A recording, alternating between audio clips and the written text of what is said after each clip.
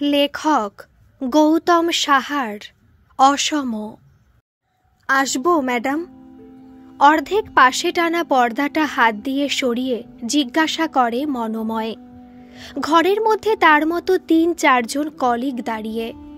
প্রায় সকলের হাতেই খোলা তাদের নিজ নিজ কোম্পানির ভিজুয়াল এইড। এই ভিজুয়াল এইডেই থাকে তাদের কোম্পানির ওষুধের প্রচার বার্তা, তার উপযোগিতা, তার প্রয়োগস্থলের উল্লেখ সংক্রান্ত যাবতীয় তথ্যাবলী। ইদানিং তো অনেক বড় কোম্পানি তাদের মেডিকেল রিপ্রেজেন্টেটিভদের পুরনো প্রচলিত ভিজুয়াল এইডের বদলে আইপ্যাড দিয়ে দিয়েছে। ছাপার অক্ষরে লেখা পুরনো ধাঁচের ভিজুয়াল এইডকেই কেতাদুরস্ত ডিজিটাল মাধ্যমে পরিবর্তন করে ফেলার উদ্দেশ্য আর কি।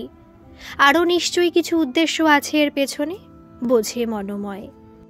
এমনি এমনি 40-50 হাজারের আইপ্যাড হাতে তুলে দেবে কোম্পানিগুলো? অসম্ভব। মেডিকেল রিপ্রেজেন্টেটিভ বা সংক্ষেপে এমআর পদটাও আজকাল আর বেশিরভাগের নেই। তার বদলে কত গালভরা সব নাম: professional service officer, territory executive, business development manager, আরও কত শত। কাজ কিন্তু সে মেডিকেল রিপ্রেজেন্টেটিভের টিপিক্যাল কাজ। তবে কেন এত নাম? ইউনিয়নের ভাইগুলো বলে ঠিকই, সবাই নাকি এক্সিকিউটিভ, শুধুমাত্র নামটা পরিবর্তন করে দিয়েই। আর তাই তারা সঙ্গবদ্ধ হতে পারবে না, আর সেই সুযোগে খাটিয়ে মারো। জুতো সেলাই থেকে চণ্ডীপাঠ সব করিয়ে নাও। না বললেই বা একা একা বিদ্রোহ করলেই ছাঁটাই, না হলে বদলি তামিলনাড়ু কিংবা কেরলে, যেখানে ভাষাতেই একজন আটকে যাবে, যাতে নিজে থেকে চাকরি ছেড়ে দাও। মনোময়ের অবশ্যই ভয় নেই।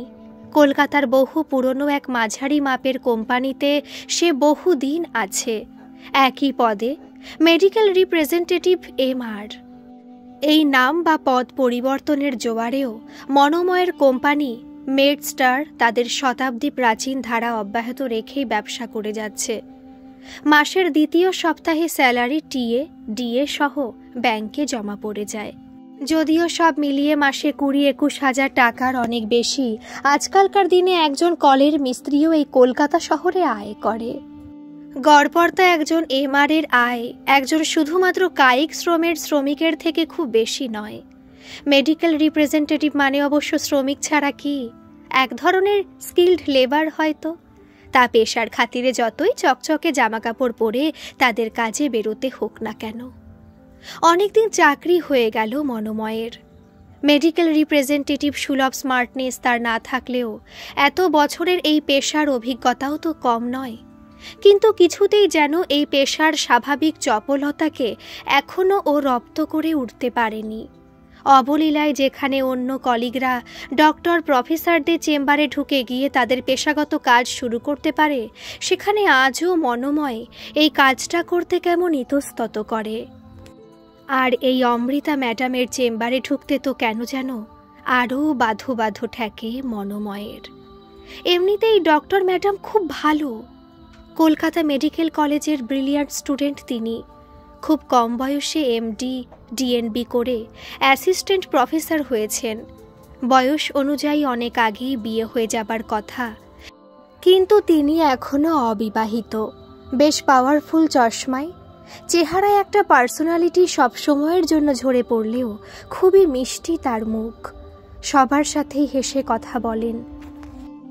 জুনিয়র পিজিটি থেকে শুরু করে মেডিকেল রিপ্রেজেন্টেটিভরা যখন খুশি ম্যাডামের সাথে কথা বলে, ম্যাডামও হেসে উত্তর দেন। কিন্তু কেন জানা নেই, মনোময়কে ম্যাডাম একদমই দেখতে পারেন না। সে যখন ভিজুয়াল এইড খুলে ম্যাডামকে তার কোম্পানির প্রোডাক্ট নিয়ে ডিটেল করে, ম্যাডাম তখন অন্যদিকে তাকিয়ে থাকেন। কোনো কথা বলতে গেলে উত্তর না দিয়ে জুনিয়রদের নিয়ে বেরিয়ে যান, যেন মনোময়ের কথা শোনাটা তার কাছে অতি অনাবশ্যক এক কাজ। বুঝতে পারে না মনোময় তার অপরাধটা কি। বাস্তবে বয়সের হিসাবে তার থেকে 3-4 বছর বয়স কমই হবে অমৃতা ম্যাডামের। তাই খুব অপমানে লাগে তার, কিন্তু কিছু করার নেই।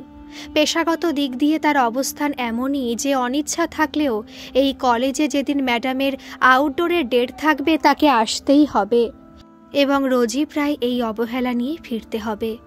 মাঝে মাঝে সে ভেবেছে, তার ম্যানেজারকে বলে যে আর আসবে না সে ম্যাডামকে মিট করতে, কিন্তু ম্যানেজার প্রবালদা তাকে বুঝিয়েছেন যে এই ম্যাডাম কোম্পানির কাছে অত্যন্ত গুরুত্বপূর্ণ। প্রবালদা বললেন, এমনিতে সবার সাথে ভালো ব্যবহার করেন, কেন তোর সাথে খারাপ আচরণ করবেন? নিশ্চয়ই কিছু কারণ আছে। তুই জাস্ট মিট করে যা, একদিন সব ঠিক হয়ে যাবে। প্রবালদা বড় ভালো মানুষ, তার কথা ফেলা যায় না। তাই অনিচ্ছা সত্ত্বেও মাসে 2 শুক্রবার তাকে মেডিকেল কলেজ আসতেই হয়। অন্য প্রফেসর, জুনিয়র, পিজিটি ডাক্তারবাবুদের সাথে তার ভালোই আলাপ নিয়মিত আসার কারণে। কিন্তু এই অমৃতা ম্যাডাম যে কেন তাকে পছন্দ করে না, তার রহস্যটা আজও উদ্ধার করতে পারেনি মনোময়। আজও এই অবস্থার ব্যতিক্রম হলো না। তাকে উপেক্ষা করে জুনিয়র পিজিটিদের নিয়ে বেরিয়ে যাবার জন্য চেয়ার ছেড়ে উঠে পড়লেন madam. Second year PGT doctor Soumen Nandi মনোময়ের কাছে তাদের অ্যাসিডিটির ওষুধের স্যাম্পেল চেয়েছিলেন আগের দিন। ব্যাগ থেকে তাকে সেই স্যাম্পেল বের করে দেবার সময় হঠাৎই দরজার দিকে চোখ গেল মনোময়ের। অবাক বিস্ময়ে মনোময় দেখল বাকি পিজিটি ডক্টররা এগিয়ে যাচ্ছে, কিন্তু ম্যাডাম বাইরে করিডোরে বেরিয়েও দাঁড়িয়ে আছেন তার জুনিয়র ডক্টর সৌমেনের আসার জন্য, আর একদৃষ্টে তাকিয়ে আছেন মনোময়ের দিকে।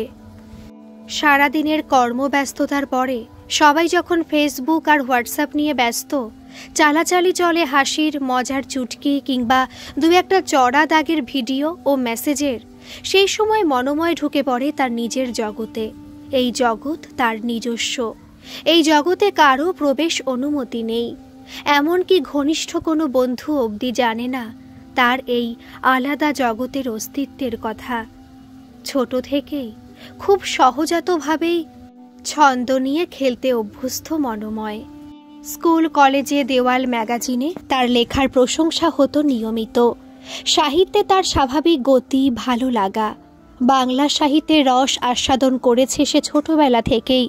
পড়েছে প্রচুর বিভিন্ন লেখক কবিদের লেখা গল্প, উপন্যাস, প্রবন্ধ, কবিতা। আর সেই পড়ার জ্ঞান আর নিজস্ব ভালো লাগাকে মিশিয়ে সে নিয়মিত লেখে। কবিতাই বেশি, কখনো কখনো বা গল্প। আগে লেখাগুলো থাকতো খাতার পাতায়, কেউ হয়তো পড়বার সুযোগও পেত না। বর্তমানে ফেসবুক ও ওয়েব ম্যাগাজিনের কল্যাণে অনেক লেখক ও কবি তাদের কবিতা, গল্প পোস্ট করেন। এই রকম 2-1 পেজে মনোময় তার লেখা পোস্ট করে আজ প্রায় 1.5-2 বছর। পেশাগত ঝামেলা বিরাট এক কারণ।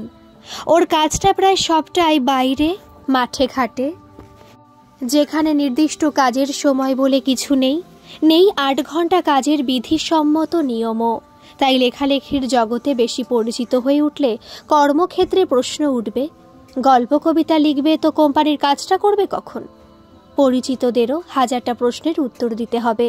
তা একেবারেই চায় না মনোময়। নিজেকে লুকিয়ে রেখে সারাদিন বিভিন্ন মানুষের সাথে ওঠা বসার সুবাদে যে অভিজ্ঞতা সঞ্চয় হয়, তাতে লিখতে আরও সুবিধা হয় মনোময়ের। তাই সে লেখে শিলাদিত্য নাম নিয়ে। ইতিমধ্যে ইচ্ছে পূরণ ও স্বপ্নতরী নামক 2 গল্প কবিতার পেজে শিলাদিত্য বেশ পরিচিত নাম। 2000 ছুঁই ফ্যান শিলাদিত্যের।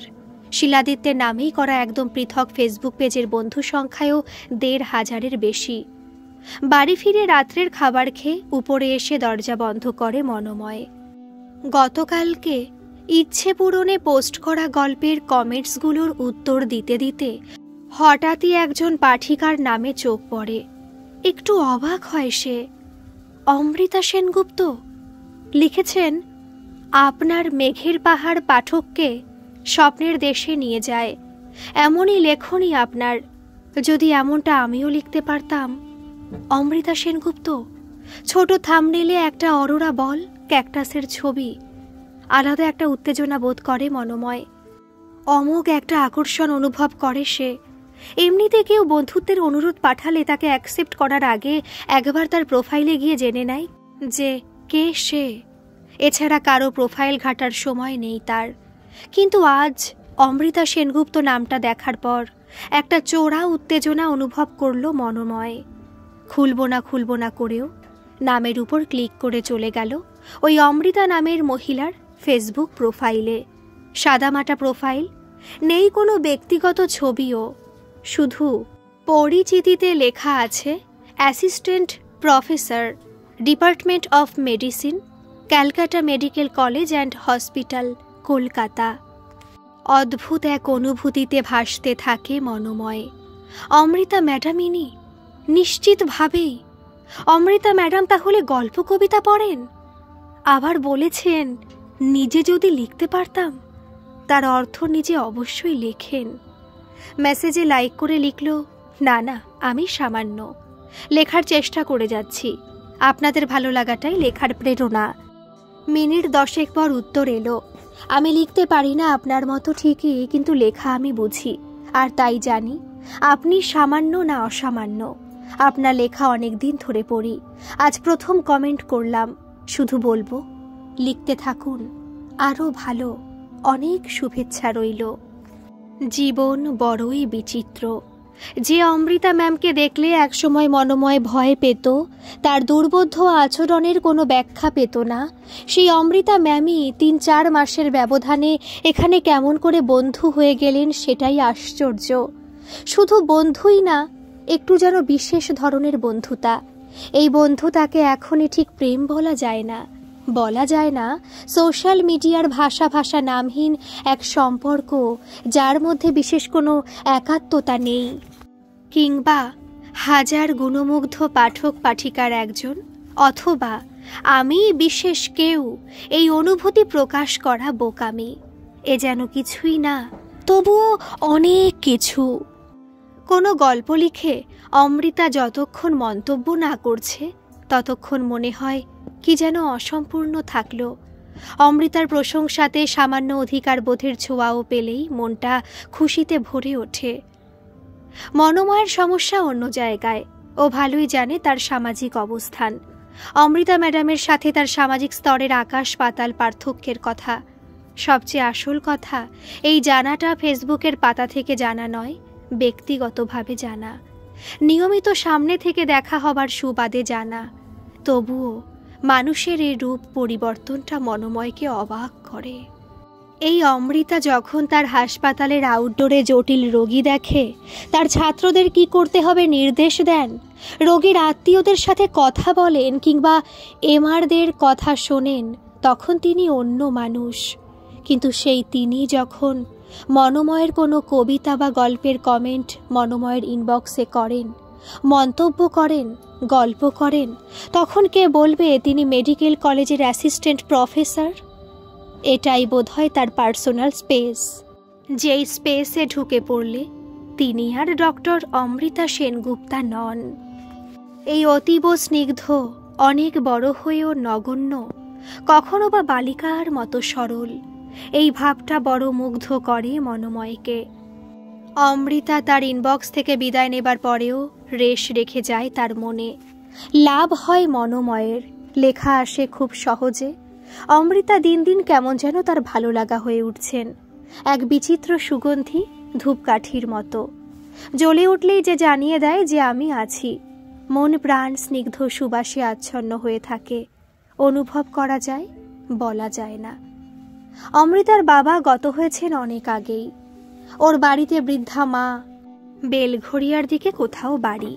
বিয়ে সংক্রান্ত আলোচনা হয়নি তা নয়, তবে তেমন সদর্থক উত্তর পাওয়া যায়নি। তবে ওই সামান্য আলোচনাতেও মনোময় বুঝেছে যে কোনো তীব্র ব্যথার ইতিহাস আছে, কিন্তু এত তাড়াতাড়ি তা জিজ্ঞেস করা যায় না। আর তা নিয়ে মনোময়ের কোনো আগ্রহ নেই। কেন জানি মনে হয় যে তার আসল পরিচয় জানলে অমৃতা তার সাথে আর কথা বলবেন না, বরং রেগে যাবেন।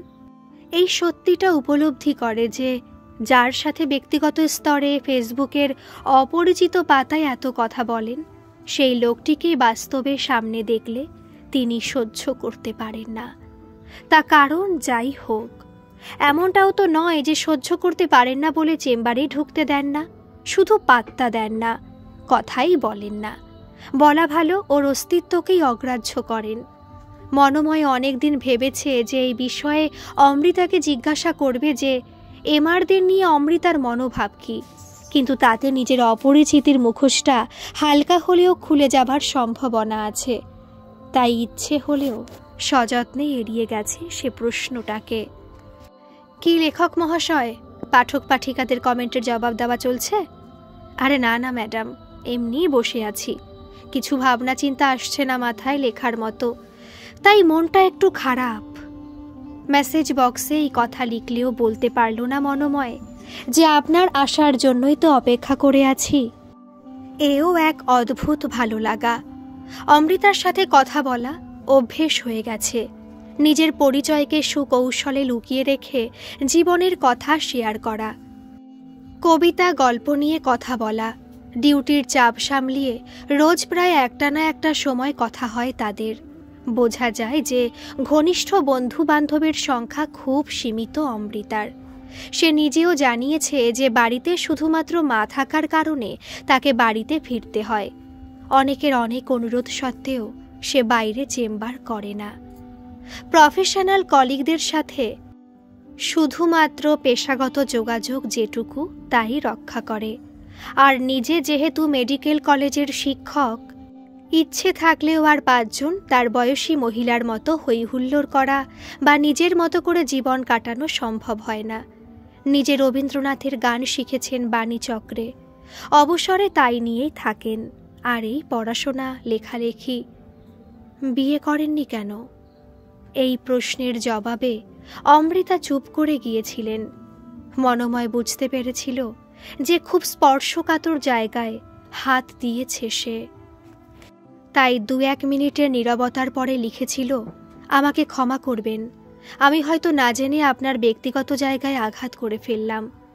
সাথে সাথে উত্তর এসেছিল একটা স্মাইলি, আর তার সাথে একটা কথা, আমাকে কেউ জীবনে অপরিহার্য ভাবেনি, আমিও ভাবতে পারিনি, তাই হয়তো।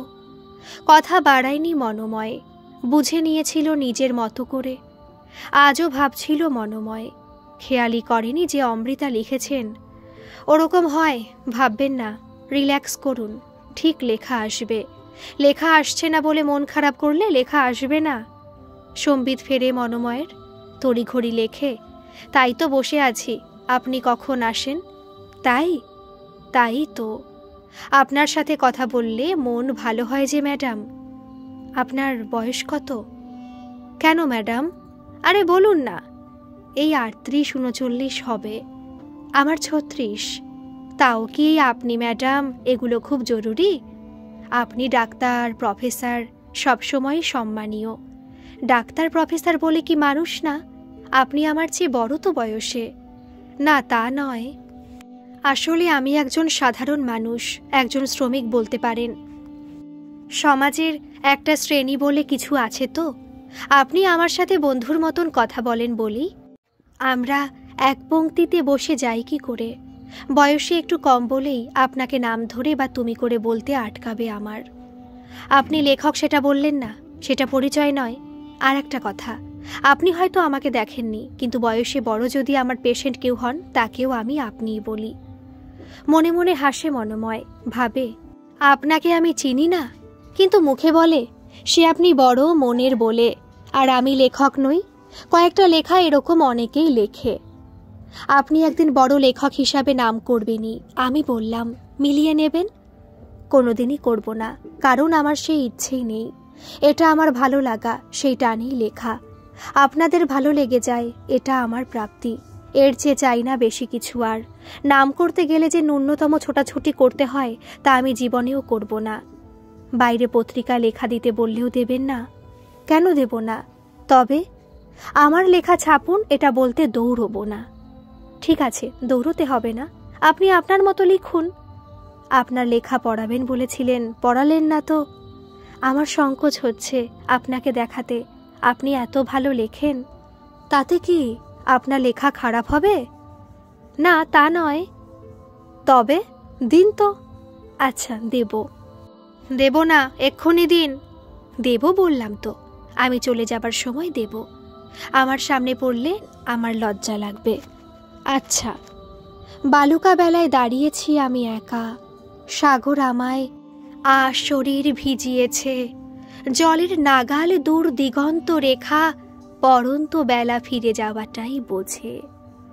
অমৃতার দেওয়া কবিতার এই শেষ 4টে লাইন আজও মনে আছে মনোময়ের। অদ্ভুত ভালো লাগা, আবেশ। এমন লিখতে পারেন ম্যাম? উত্তর লিখেছিল মনোময় এটা পড়ে। সন্ধ্যা তারাই শুকতারা হয়ে আসে, সময়ের কাঁটা ভাবছ কি গতিহীন, পিছু ডাকে না সে যেই জন ভালোবাসে, রাত্রি নামার একটু পরেই দিন। লেখক মহাশয়, আজকে রবিবাসরীয় পাতাটা একটু দেখবেন? মাংস কিনছিল মনোময়, সারা সপ্তাহে অন্যদিন সময় পায় না, তাই রবিবারের সকালটাই বাজারের জন্য বরাদ্দ অনেক দিন থেকেই। সেই 22 বছরে চাকরিতে ঢুকেছে মনোময়। কেমন করে একই পদে প্রায় 16-17 বছর কাটিয়ে দিল সে ভাবলে নিজেই অবাক হয়। উপায় যদিও ছিল না, চাকরি পাবার 5 বছরের মাথায় বাবা গত হলেন। ঝিল্লি তখন সবে মাধ্যমিক দেবে। সেই অবস্থা থেকে সংসারের হাল ধরতে হয় তাকে। তারপর বোনকে বিয়ে পাশ করিয়ে বিয়ে দিতে দিতেই কখন যে নিজের মাঝারি চেহারাটা ঝুঁকে পড়েছে খেয়ালই করেনি মনোময়। অবশ্য তখনও কি বিয়ে করা যেত না? আসলে ততদিনেও ওর মন থেকে অদিতির স্মৃতি মুছে যায়নি, হয়তো আজও যায়নি, কে জানে। আসলে অদিতির অকস্মাৎ পৃথিবী ছেড়ে চলে যাওয়াটা মনোময় মেনে নিতে পারেনি, কোনোদিন পারবে কিনা কে জানে। অনেক কিছুই আবেগ দিয়ে শুরু হয়, অনেক দিন পর হয়তো আবেগ প্রশমিত হয়ে আসে। আবেগের বশে নেওয়া প্রতিজ্ঞাটাই আবেগহীনভাবে চলতে থাকে অনেকের জীবনে। বাবা বড় সরকারি চাকুরে ছিলেন। মধ্য কলকাতায় অবস্থিত দোতলা বাড়ির একতলায় 2 ঘর ভাড়া আছে। মাস গেলে তার থেকে 9 করে 12,000 টাকা ভাড়া আসে। আর তাছাড়া বাড়িতে মা ছাড়া তো কেউ নেই, বোনের বিয়ে হয়ে গেছে, সুতরাং সব মিলিয়ে চলে যায় তার, কারো কাছে হাত না পেতে।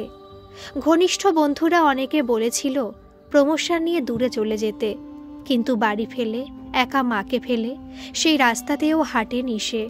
ফলে সাধারণ মেডিকেল রিপ্রেজেন্টেটিভের চাকরি করে মধ্যবিত্ত জীবন কাটিয়ে দেওয়াতেই সন্তুষ্ট থাকল মনোময়। যে নম্বরটা তার একদম ব্যক্তিগত, যা দিয়ে সে নেট চালায় মোবাইলে, সেই নম্বরটাই দিয়েছিল সে অমৃতাকে। আনন্দবাজারে রবিবাসরীয় ক্রোড় পত্রে কি এমন বেরিয়েছে যে এই অসময়ে অমৃতা ম্যাডাম SMS করে জানালেন বিষয়টা। এই কয় মাসের ব্যবধানে তারা অনেক কাছাকাছি এসেছে, ভার্চুয়াল জগতে সময় কাটিয়েছে, কিন্তু কোনোদিন একটা সীমার বাইরে কেউই যায়নি। অদিতির কথা আজ আর মনেই পড়ে না মনোময়ের, বরং অমৃতার ব্যস্ততার কারণে 2-3 দিন কথা না হলেই তার মন চঞ্চল হয়। কথার আদান প্রদান যা হয় তা মেসেঞ্জারে। বাড়িতে ঢুকে বাজারের ব্যাগ রান্না করে নামিয়ে মাকে চা করতে বলে খবরের কাগজ নিয়ে উপরে আসে মনোময়। রবিবাসরীয় পাতা খুলে ভেতরের পাতাগুলো উল্টে ফেলে তাড়াতাড়ি। তেমন উল্লেখযোগ্য কিছু না দেখতে পেয়ে SMS করে অমৃতাকে, কিছু তেমন দেখতে পেলাম না তো ম্যাডাম। মিনিট খানেকের মধ্যে উত্তর আসে, মানে গল্পের পাতায় কিছু পেলেন না? গল্পের পাতা? অবাক হয় মনোময়, সে তো গল্পের পাতা খেয়ালই করেনি। তাড়াতাড়ি প্রথম পাতা উল্টে আসে সে। অনেকক্ষণ ধরে ফোনটা বাজছে, জীবনেই প্রথম ফোন করল সে অমৃতাকে, উত্তেজিত হয়েই। এত তাদের কথা হয়েছে, কিন্তু কেউ কোনোদিনও ফোন করেনি। নম্বর দেওয়া ছিল SMS করার জন্য, জরুরি দরকারে, যদি কখনো নেটওয়ার্ক না থাকে তাই। অবশেষে ফোনটা ধরল কেউ। ম্যাম, এ আপনি কি করেছেন? কিছু করিনি, আমি বাজে কথা বলার লোক নই, তা প্রমাণ করেছি। আমি অতি সামান্য, আর আপনি... কথা আটকে যায় মনোময়ের। গলার কাছে একদলা শক্ত কি যেন আটকে এসে পৃথিবীটা দুলিয়ে দিতে থাকে। এই যে লেখক মশাই, এত আবেগের কিছু হয়নি, এটা সবে শুরু। আপনাকে অনেক উঁচুতে দেখতে চাই আমি। আপনি এই জন্য লেখা নিয়েছিলেন আমার, আপনাদের নিজস্ব ম্যাগাজিনে ছাপবেন এই কথা বলে।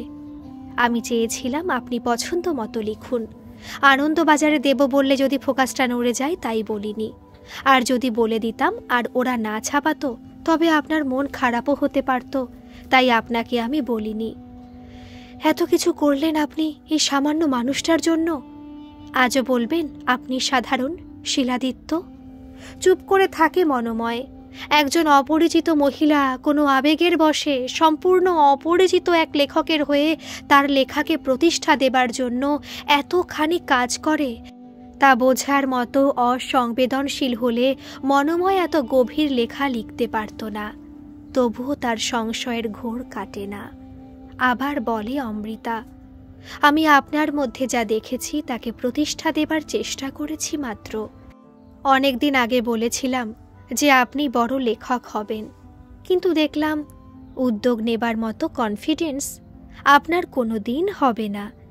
তাই বাধ্য হয়েই এই পথ নিয়েছি। কিন্তু কেন ম্যাডাম, এই সামান্য মানুষের জন্য কেন করলেন আপনি এতটা? কিঞ্চিত অসহিষ্ণু মনোময়। একদিকে তার চূড়ান্ত আনন্দের দিন আজ, তার লেখা আনন্দবাজারের রবিবাসরীয় পাতার সামনের পেজে জলজল করছে, আর অপরদিকে একজন নারীর অযাচিত অকল্পনীয় হাত বাড়িয়ে দেওয়ায় ঘটনা যুগপৎ ঘটেছে।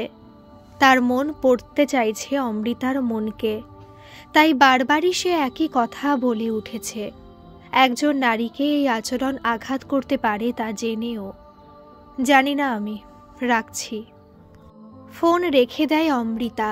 কিছুক্ষণের জন্য স্থবির হয়ে থাকে মনোময়, বুঝতে পারে না কি করবে। কিছুক্ষণ পরে আবার ফোন ব্যাক করে সে। সাথে সাথে ফোন ধরে অমৃতা। ম্যাডাম, আমি দুঃখিত। আসলে আমি তো খুব সাধারণ শ্রমিক একজন। আপনি কত বড় ডাক্তার, প্রফেসর, আমি আসলে ভাবতে পারি না আপনার স্ট্রেচারের কেউ এমন হতে পারে। তো আপনি কেন ভাবেন এত এই সাধারণ লোকটাকে নিয়ে? অনেকক্ষণ চুপ করে থাকে অমৃতা, তারপর বলে, 1 বছরের উপর আপনার সাথে মিশছি আমি। যেহেতু কর্মক্ষেত্র ছাড়া বাইরের জগতের সাথে বেশি যোগাযোগ নেই আমার, আপনার লেখা পড়তে পড়তে আপনার সাথে পরিচয়, বন্ধুত্ব, এই আলাপের সূত্রেই 1 বছরে আমি একটা মানুষকে চিনেছি। আপনি তো বলতে পারবেন না জীবনে, তাই আমি বলি, লেখক শিলাদিত্যকে আমার ভালো লাগে। একজন অসামান্য শক্তিশালী, লাজুক কিন্তু এক অসম্ভব সরল মানুষকে আমার ভালো লাগে। এত ভালো লিখেও যার মধ্যে এক বিন্দু গর্ব নেই, এক বিন্দু উচ্চাকাঙ্ক্ষা নেই, এক বিন্দু শঠতা নেই। ম্যাডাম, বেশি বলতে পারে না মনোময়। কি ভাবছেন, আমায় কুৎসিত বদখত দেখতে আপনার পাশে বিচ্ছিরি লাগবে? হাসতে হাসতে বলে অমৃতা। না না, এ কি বলছেন আপনি? তবে না, আসলে। কেন, আপনার বয়স অনেক বেশি, যা বলেছিলেন তার চেয়ে? বিবাহিত? না না, তবে দেখতে কদাকার কিছু। লজ্জা পায় মনোময়, আমতামতা করে বলে, বিরাট সুপুরুষও নই। আচ্ছা, আমার টম ক্রুজ চাই না। আর একটু ভাবে মনোময়, তারপর বলে, আচ্ছা ম্যাডাম, যদি এমন হয় যে আপনি আমাকে দেখেছেন, চেনেন, তবে? মানে? বেশ অবাক হয়ে গলাকে একটু উপরে তোলে অমৃতা। আপনি আমাকে চেনেন ম্যাডাম? আমি টেনশনে পড়ে যাচ্ছি শিলাদিত্য। কে আপনি? বিস্ময়ে অকল্পনীয়ভাবে চিৎকার করে ওঠে অমৃতা। তারপর আবার বলে, আমি তোমাকে দেখতে চাই। ফোনে আমি আর একটা কথা বলবো না, আজই দেখা করব, পারবে? বিকেলে? হ্যাঁ, বিকেলে। তোমার বাড়ি তো বিবেকানন্দ রোডের কাছে, এটা ভুল নয় তো? না, সত্যি। তবে মেডিকেল কলেজের সামনে একটা ছোট্ট রেস্তোরাঁ আছে, ফুড স্টেশন, ওখানে বিকেল 5টায়। আচ্ছা, আমি আপনাকে চিনি। আপনি আমায় চিনবেন কি করে শিলাদিত্য বলে? তুমি বলো। আমি সাদা স্ট্রাইপড শার্ট পরব, আর এই রবিবাসরীয় পাতাটাই শুধু হাতে থাকবে। ঠিক আছে, কিন্তু ম্যাডাম, এই দেখা না হওয়াটাই বোধহয় ভালো ছিল। প্লিজ শিলাদিত্য। সরাসরি থামিয়ে দেয় অমৃতা ওকে, আবার বলে, বিকেল 5টা। মাথা নিচু করে টেবিলের উপর মাথা ঝুঁকিয়ে বসে আছে মনোময়। কি করে কলেজ স্ট্রিট থেকে বাড়ি ফিরেছে সে জানে না, হেঁটেই বোধহয়।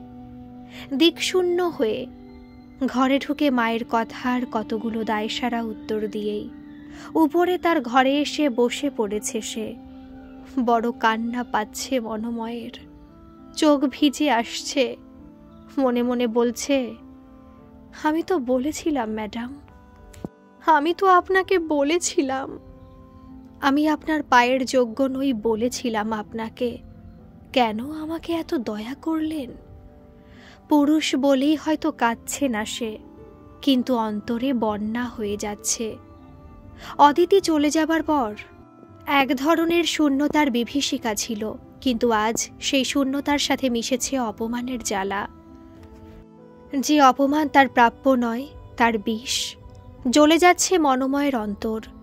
আমি চাইনি ম্যাডাম, বামন হয়ে চাঁদে হাত দিতে আমি চাইনি। কখন যে সময়ে গড়িয়ে সন্ধ্যা থেকে রাত হয়েছে খেয়াল থাকে না মনোময়ের। রাত 9টা নাগাদ মা একবার খাবার তাগাদা করে চলে গেছেন। ঘুমের ওষুধ খান তিনি। 10টার মধ্যে ঘুমোতে যাবার রোজকার অভ্যেস তার। ছেলের কিছু একটা হয়েছে আন্দাজ করে 2 খাবার কথা বলে, কোনো ফল না দেখে, কিছু না বলে, নিজেও না খেয়ে শুয়ে পড়েছেন তিনি। ছেলে অভুক্ত, কি করে খান মা? চোখ জ্বলছে তার, তবু অনিচ্ছা সত্ত্বেও উঠে বসে মনোময়। অনেক স্ট্রাগল করেছে সে জীবনে, এই ধাক্কাটাও সামলাতে হবে তাকে। কি করবে সে জানে না, তবুও উঠে দাঁড়াতেই হবে। মা আছে যে। মোবাইল উল্টে সময় দেখে 11টা 14। চোখ মুখে জল দেবার জন্য বাইরে বেরোতেই হবে তাকে। তার জন্যই উঠে দাঁড়াতেই মেসেঞ্জারে মেসেজ আসার টোন বাজল। সেটা উপেক্ষা করেই বাইরে বেরোলো মনোময়। চোখে মুখে জল দিয়ে ঘরে এসে মোবাইল খুলে দেখল অমৃতা। কি বলবে আর? এই ভাবতে ভাবতে মেসেঞ্জার খুলে ফেলে দেখল অমৃতা অনলাইন। লিখেছে, sorry, will you forgive me? পরিচিত মহলে সবাই মনোময়কে শান্ত বলে। কুল ঝড়কে সে সামলে নিয়েছে ভেতর ভেতর। সময় লাগে একটু, এই যা। শান্ত হয়েই লিখল, ঠিক আছে ম্যাম। সাথে সাথে উত্তর এলো, একবার ফোন করব? অবাক নিরাশক্তি নিয়ে আবার সে লিখল, ঠিক আছে, ঠিক আছে ম্যাম। এই ঠিক আছের অর্থ কি সে নিজেও জানে না। ফোন করুন না, ফোনের আর তো দরকার নেই। কোনটা ভাবছিল না আর সে। তার মাঝে ফোন অমৃতার। I am sorry. ঠিক আছে ম্যাডাম। রাগ হয়েছে আমার উপর মনোময়? আপনি আমার নাম জানেন? জানি, আমি সব জানি তোমার। তুমি মেড স্টোরে আছো। আমার কি অপরাধ ম্যাডাম? কি ভুল করেছি আমি যে আমাকে এরকমভাবে উপেক্ষা করতেন আপনি? এরকম তো নয় যে আপনি সব এমআরদের সাথে এমন আচরণ করেন। সেটা বলবো বলেই তো ফোন করলাম। সেটা জানলেই তো তোমায় বোঝাতে পারবো বিকেলে ওই অসভ্যদের মতো আচরণ কেন করলাম, কেন তোমাকে এত অপমান সহ্য করতে হলো কোনো অপরাধ না করেও। আমি কিছুই বুঝতে পারছি না ম্যাডাম।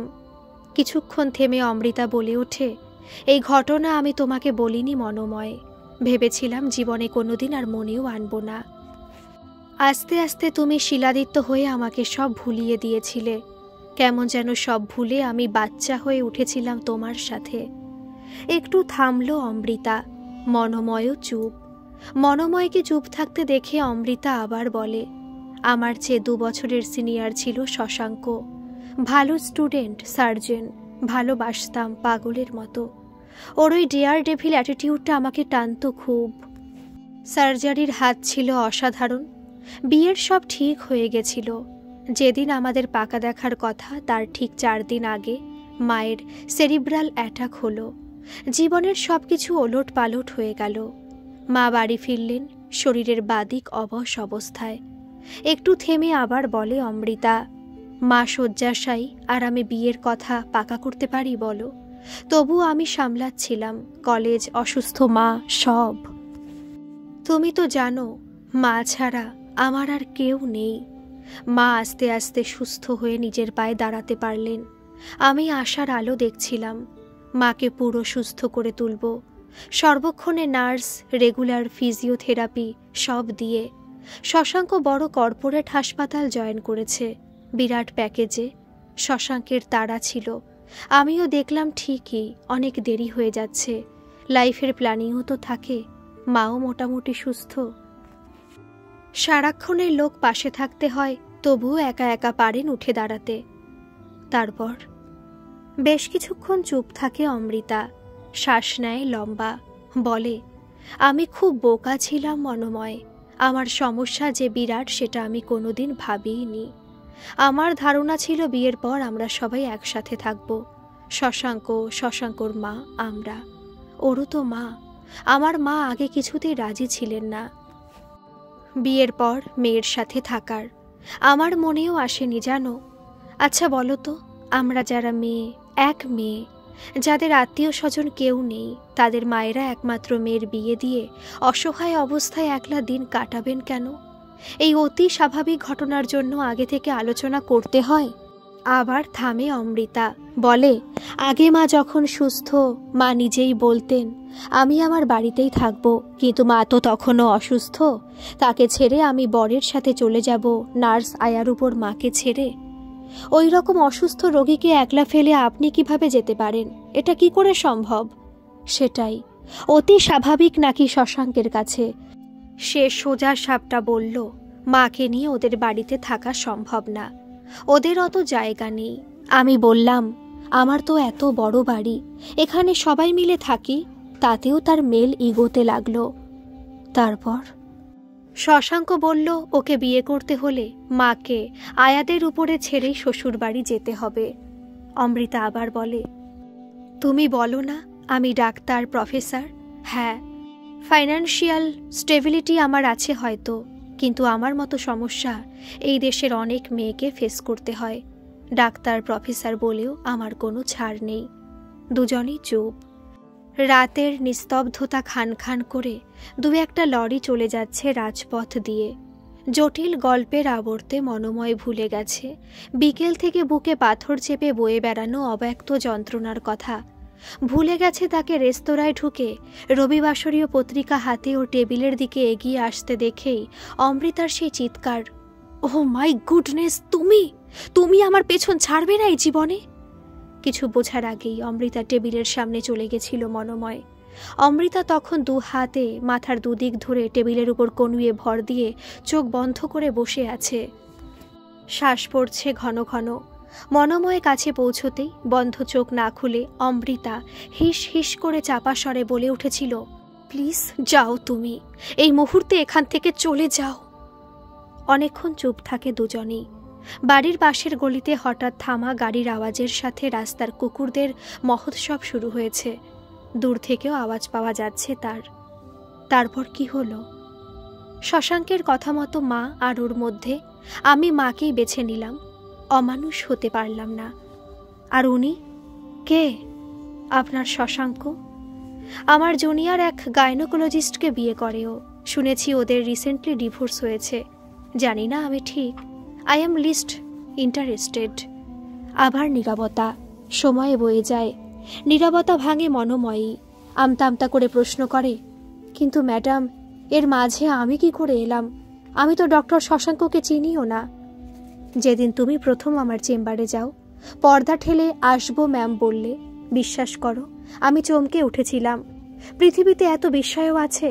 আমার মনে হয়েছিল শশাঙ্ক বোধহয় এমআরের রূপে আমার চেম্বারে ঢুকছে আমার একাকিত্বকে পরিহাস করতে।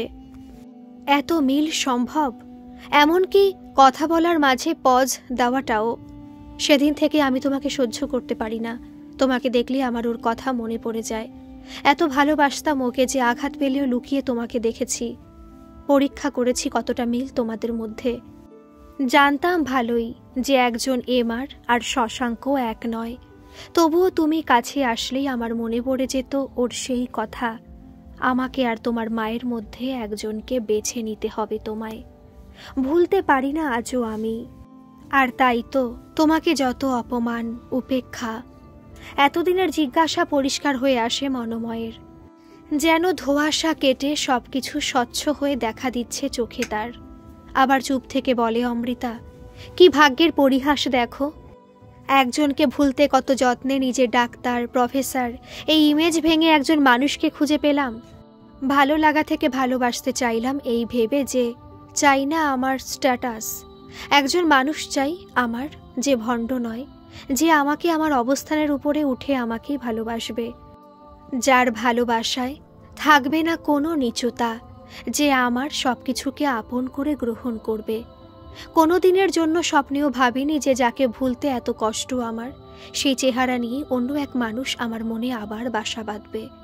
মেডস্টারের এমআর মনোময় যে আমার শ্রদ্ধার, আমার ভালোবাসার লেখক শিলাদিত্য, তা আমার কল্পনার অতীত ছিল।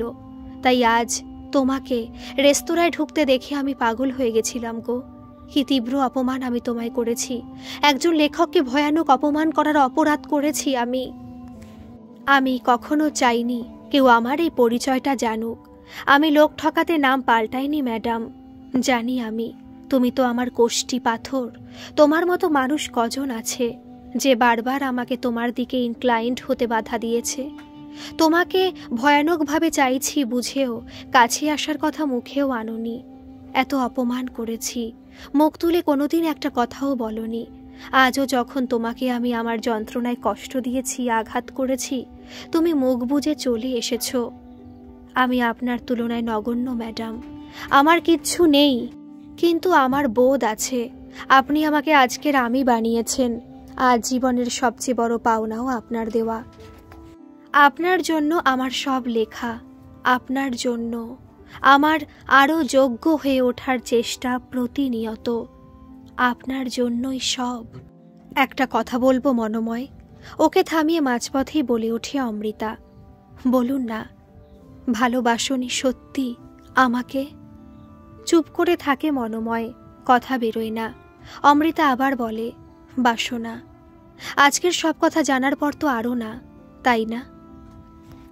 কথা সরে না মনোময়ের মুখ দিয়ে, তাও যার কলম দিয়ে অজস্র সংলাপ অবলীলায় বেরিয়ে আসে লেখার সময়, সেও কেমন যেন আবেশ মুখ হয়ে থাকে। অমৃতা অস্থির হয়ে আবার জিজ্ঞাসা করে, বলো প্লিজ। উপরের দিকে তাকিয়ে, ভালোবাসি বলতে আমার বড় ভয় লাগে ম্যাডাম, ভীষণ ভয় লাগে। খুব ধীরে শান্ত অথচ পরিষ্কার স্বরে বলে মনোময়, দরজা খোলো। মানে আমি তোমার কাছে আসব, দরজা খোলো। কি বলছেন ম্যাডাম? হাতের মোবাইল হাতেই থাকে। ধূপধাপ করে সিঁড়ি বেয়ে নেমে আসে মনোময়। ছুটে গিয়ে সদর দরজা খুলেই দেখে মুখ নিচু করে দাঁড়িয়ে সেই নারী, যার একটা মেসেজের টুং আওয়াজ মনের মধ্যে হাজারটা জল তরঙ্গ বাজিয়ে যায়। পেছনে তার পরিচিত লাল টুকটুকে i20। আপনি এইভাবে বাইরে দাঁড়িয়ে আছেন? ছি ছি। আমি বাড়ি ফিরে গিয়েছিলাম, মাকে খাইয়ে আবার এসেছি। আমি চরম ভুল করেছি, ক্ষমা চাইতে হবে আমায়। তাই তো। এইভাবে বলবেন না প্লিজ। কিন্তু বাড়ি চিনলেন কি করে? মেডস্টারের মনোময়ের বাড়ি খুঁজে নেওয়াটা আমার কাছে খুব কঠিন কাজ নয়। দাঁড়ান, মাকে ডাকি। এত রাতে মাকে ডেকো না এখন প্লিজ। তোমার সেই ঘরে চলো যেখানে বসে তুমি লেখো। সিঁড়ি বেয়ে উপরে উঠে আসে দুজনে। ঘরে ঢুকে পেছনের দিকে না তাকিয়ে দরজা ভেজায় অমৃতা। মনোময়কে ভীষণ অবাক করে দিয়ে এগিয়ে এসে ওর বুকে মাথা রাখে আলতো করে। অনেকগুলো রাত জাগা পাখি যেন ডানা ঝাপটিয়ে উড়ে যায় কাছাকাছি কোথায়। সময় বয়ে যায়, আড়ষ্ঠতা কাটে না তবু মনোময়ের। বুকের মধ্যে মাথা গুজে অমৃতা বলে ওঠে, লেখক মহাশয়, কোনোদিন উপরের দিকে তাকিয়ে বলতে হবে না তোমায়। এই দিকে, তোমার বুকের দিকে তাকিয়ে বলো, ভালোবাসো। আর কিছু বলতে পারে না মনোময়। দুহাত দিয়ে অমৃতাকে আঁকড়ে ধরে বুকের মাঝে মিশিয়ে নেয় প্রাণপণে। ভালোবাসায় কোনো উপর নিচ হয় না, কি বলেন? গল্পটা কেমন লাগলো কমেন্ট করে কিন্তু অবশ্যই জানাবেন। আর প্লিজ যারা এখনও সাবস্ক্রাইব করেনি তারা একটা সাবস্ক্রাইব করে দেবেন। ধন্যবাদ।